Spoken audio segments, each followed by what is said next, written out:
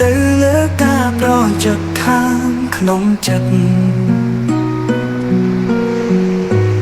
អាចជាការលើកទឹកចិត្ត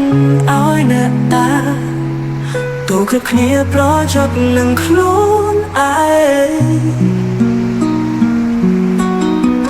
បងអូនជាទីស្រឡាញ់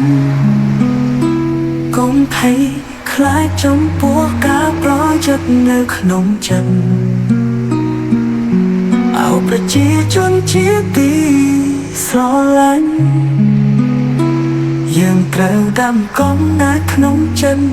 ការពារសក្តិនៅក្នុងខ្លួនយើងមិនអាចចោះចាញ់ចិត្តអាក្រក់បានជួនពរជួនកម្លាំងការប្រយុទ្ធនៅក្នុងចិត្តគឺជាដំណើរដ៏ធំ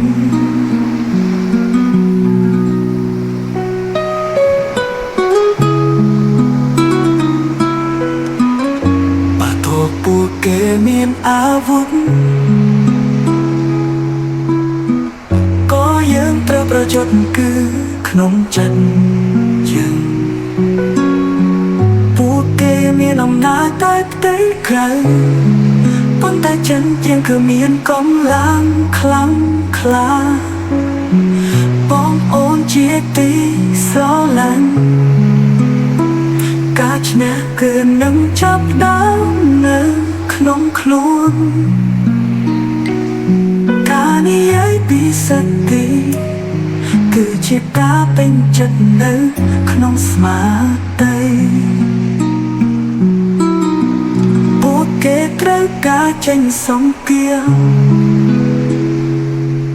ប៉ុន្តែយើងត្រូវប្រយុទ្ធគឺក្នុងអារម្មណ៍ពួកគេចង់ចាប់ផ្ដើមអំណាចថ្មីប៉ុន្តែយើងនឹងបញ្ចប់បញ្ហានៅក្នុងចិត្តការតស៊ូក្នុងចិត្តគឺសំខាន់ជាងគេក្នុងការឈ្នះចុងក្រោយចូលក្រោយឡើងបងអូនជាទី